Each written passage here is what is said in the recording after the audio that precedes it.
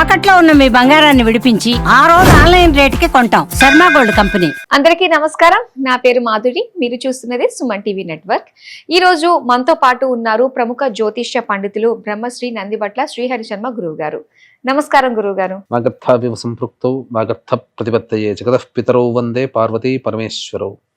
ఆదిత్యాయ చ సోమాయ మంగళాయ బుధాయ చ గురు శుక్ర శనిభ్యశ్చ రాహవే కేతవే నమః. శృంగేరి జగద్గురు పీఠాధిపతులకి కంచి పీఠాధిపతులకి నమస్కారములు తెలియజేసుకుంటూ కార్యక్రమాన్ని ప్రారంభిద్దాం. గురువుగారు, మాఘమాసం అంటేనే పరమ పవిత్రమైన మాసం. ఈ మాసంలో నదీ స్నానం చేయాలని ప్రతి ఒక్కరూ కోరుకుంటూ ఉంటారు. అందున మనకి శివరాత్రి. మరి శివరాత్రి రోజు గంగా నది స్నానం చేస్తే చాలా విశేషమైనదని, మరి అది పాసిబుల్ కానటువంటి వారు అలాంటి పుణ్యఫలం కలగాలి అంటే వాళ్ళు ఏ విధంగా ప్రత్యామ్నాయంగా ఏం చేసుకోవచ్చు అంటారు? మీరు అన్నట్లుగా మాఘమాసం అంటేనే పరమ పుణ్యమైనటువంటి మాసాలలో అగ్రగణ్యం అగ్రతాంబూలం అనేటువంటిది చెప్పవచ్చు. ఈ యొక్క మాఘమాసంలో ప్రధానంగా చెప్పబడినటువంటిది నదీ స్నానం. ఈ నదీ స్నానం ఆచరించి దగ్గరలో వెలిసినటువంటి క్షేత్రాలని సందర్శనం చేయమని మనకు చెప్పబడింది. ముఖ్యంగా నదీ స్నానము చెప్పబడినప్పుడు మాఘమాసంలో చెప్పబడినటువంటిది ప్రయాగ క్షేత్రము, అంటే గంగా యమున సరస్వతి ఈ మూడు నదులు కలిసేటువంటి ప్రదేశ సంగమం అది. అక్కడ స్నానం ఆచరించి మాధవేశ్వరుని దర్శనం చేసుకోవడం, అమ్మవారిని దర్శనం చేసుకోవడం, ప్రయాగలో ఉన్నటువంటి కొలువైనటువంటి ఈశ్వరుణ్ణి ఇలా దర్శనం చేసుకుని విష్ణు భగవాన్ని కూడా దర్శనం చేసుకోమని మనకు శాస్త్రం చెప్పబడి ఉంది. అయితే ఇప్పటికీ కూడా చాలామంది ప్రయాగలో నెల రోజుల పాటు అభిషేకం కోసం అక్కడ ప్రయాగ క్షేత్రంలో ఉండేవాళ్ళు. ఇంకా చెప్పబడి ఉన్నటువంటిది ఏంటంటే నాసిక్ త్రయంబకేశ్వరం, ముఖ్యంగా గోదావరి పుట్టినటువంటి ప్రదేశం అది.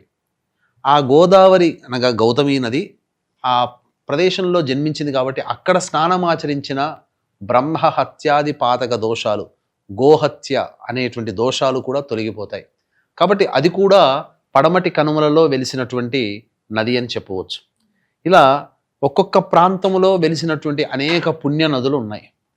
ప్రతి పుణ్య నదిలో స్నానం ఆచరించడం వల్ల గంగా స్నాన ఫలితం అనేటువంటిది మాఘమాసంలో కలుగుతుంది. ఎందుకనంటే శాస్త్ర ప్రకారము ప్రతి నదిలో ఈ మాఘమాసం అంతా కూడా గంగా నది యొక్క పుణ్యము నిక్షిప్తమై ఉంటుంది. కాబట్టి ఏ ప్రాంతం వాళ్ళు ఎక్కడ ఆ యొక్క నదిలో స్నానం ఆచరించితే, అక్కడ ప్రవహించేటువంటి నదిలో స్నానం ఆచరించినట్లయితే తప్పకుండా గంగా నది స్నాన ఫలితాన్ని పొందుతారని చెప్పవచ్చు. అయితే ఇప్పుడున్నటువంటి పరిస్థితుల్లో ఎవరు కూడా నదిలో చుట్టుపక్కల ఉన్న వాళ్ళు వెళ్ళగలుగుతారు. హైదరాబాద్లో నది లేదు, వైజాగ్లో నది లేదు, అలాగే కొన్ని ప్రాంతాలలో నదులంటూ ఉండవు. అటువంటి వాళ్ళు ఎలా? చాలామందికి ఈ సందేహం వస్తుంది. కాబట్టి వీక్షించేటువంటి ప్రేక్షకులకి మాఘ పురాణాంతర్గతమైనటువంటి నదీ స్నాన ఫలితము ఎలా చేసినా ఫలితం వస్తుంది, అంటే నది దగ్గరికి వెళ్ళినా నదిలో స్నానం ఆచరించినా ఎలాంటి ఫలితం వస్తుందో అదే విధమైనటువంటి ఫలితాన్ని ఆ యొక్క ఎవరింట్లో ఉంటారో ఆ ఇంట్లో కూడా ఇప్పుడు చెప్పబోయేటువంటి ప్రత్యామ్నాయ మార్గాన్ని అనుసరించడం ద్వారా ఆ నదీ స్నాన ఫలితాన్ని పొందుతారని మనకు మాఘ పురాణాంతర్గతంగానే చెప్పబడింది, నేను చెప్పినది కాదమ్మా. కాబట్టి ఈ యొక్క పుణ్య నదులన్నీ కూడాను స్మరించుకోవడం అనేటువంటిది చాలా యోగ్యమైనటువంటి పని అని చెప్పవచ్చు. కాబట్టి ప్రతి ఇంట్లో కూడా ఈ రోజుల్లో గంగా నీరు అనేటువంటిది దొరుకుతుంది. ఏ నదిలైనా కానీ కృష్ణా నీరో గోదావరియో తుంగభద్ర నీరో ఏదో ఒక క్షేత్రానికి వెళ్తారు, పుష్కరానికి వెళ్తారు, ఆ నీటిని తెచ్చుకుని ఉంటారు. ముఖ్యంగా పూజా స్టోర్స్లో ఇప్పుడు గంగా నది దొరుకుతుంది. సాక్షాత్తు అక్కడ ఉన్నటువంటి ఈ పరమేశ్వరుని హిమాలయంలో ఉండే మానస సరోవరం గంగ కూడా కలిగేటువంటి మనకు హరిద్వార్ గంగ కూడా మనకు దొరుకుతుంది. కాబట్టి ప్రత్యామ్నాయ మార్గాలు మనకు చాలా ఉన్నాయి. కాబట్టి ఇప్పుడు ఎవరైనా కానీ ఈ యొక్క గంగని మనం తెచ్చుకోవచ్చు. ముందుగా స్నానం ఆచరించేటప్పుడు ఈ యొక్క బకెట్ ఉంటుంది కదమ్మా, బకెట్లు నీళ్లు చేస్తారు కదా, ఆ బకెట్ నీళ్లలో పసుపు వేయాలి, గళ్ళ ఉప్పు, ముఖ్యంగా గళ్ళ ఉప్పు, ఆవు పంచకం, గోపంచకం, తర్వాత ఏ నది జలమైనా వేయవచ్చు. ముఖ్యంగా గంగా నీళ్ళైనా కానీ తీసుకొని ఆ కొన్ని నీళ్లు ఒక 4-5 స్పూన్లు ఆ నీటిలో వేసి ఇప్పుడు చెప్పబోయేటువంటి నదుల పేర్లని జాగ్రత్తగా రాసుకోండి. వీక్షించేటువంటి ప్రేక్షకులు కూడా తప్పులేదు, జాగ్రత్తగా రాసుకొని ఆ విధంగా చెరుకుగడ దొరికితే మంచిది. చెరుకుగడ దొరికితే ఆ చెరుకుగడతో ఆ విధంగా కలియ తిప్పుతూ ఆ నది పేర్లని స్మరించుకోవాలి. అంటే చెరుకు గడతోటే సాధ్యం అంటారు, అది ఉంటేనే? అది ఉంటే మంచిది, లేకపోతే కనీసము దానిమ్మ పుల్ల అని కూడా ఉంటుంది. ఓకే. మనకు దేవతా సంబంధమైనటువంటి వాటిట్లో దానిమ్మ పుల్ల లేదా తులసి కాండము వీటినైనా తీసుకోవచ్చు, ఇది శ్రేష్టం. ఇప్పుడు చెరుకు దొరుకుతుందా, చెరుకు గడైనా, లేకపోతే దానిమ్మ పుల్ల తులసి సంబంధించింది, లేదా రావి పుల్ల, మేడి పుల్ల, మర్రి పుల్ల, జువ్వి, మోదుగా వీటికి సంబంధించినటువంటి కాండములు వచ్చినా తీసుకోవచ్చు. తీసుకొని ఇప్పుడు ఏ విధంగానంటే ఇప్పుడు చెప్పబోయేటువంటి పేర్లన్నీ కూడాను చెప్పుకుంటూ ఆ విధంగా చెప్పిన తర్వాత స్నాన విధానం కూడా మీకు తెలియజేస్తాను. వీక్షించేటువంటి ప్రేక్షకులకి గమనిక, ఈ యొక్క సంబంధించినటువంటి విధానాన్ని చాలా జాగ్రత్తగా వినండి. ఏమా పేర్లు అనంటే మాఘ పురాణాంతర్గతముగా చెప్పబడినటువంటి పేర్లేనండి. అందులో ముఖ్యంగా నందిని, మందాకిని, నళిని, తామ్రపర్ణి, భీమరథి, గంగ, యమున, వేత్రవతి, పంపానది, కృష్ణవేణి, మహేంద్రతనయ, గోదావరి, నర్మది మొదలైనటువంటి పద్మాక్షి మొదలైనటువంటి మహానదులు. తదనంతరం భగీరథి, గంగ నుంచి వస్తుంది, హరిద్వార్ నుంచి వస్తుంది భగీరథి. భగీరథి, గంగ, నర్మద, యమున, సరస్వతి, కృష్ణవేణి, బాహుద, భీమరథి, తుంగభద్ర, రేణుక, మలాపహారి, కావేరి, కృతమాల, తామ్రపర్ణి, విశోక, కేశకి, గండకి, విచిత్రక, వశిష్ఠప్రవర, కాశ్యపి, సరయు, సర్వపాపహరి, కుషావతి, ఫల్గుని, కరతోయ, పుణ్యద, ప్రణీత మొదలైనటువంటి ఈ పుణ్యనదుల పేర్లన్నీ కూడా స్మరించుకోవాలమ్మా.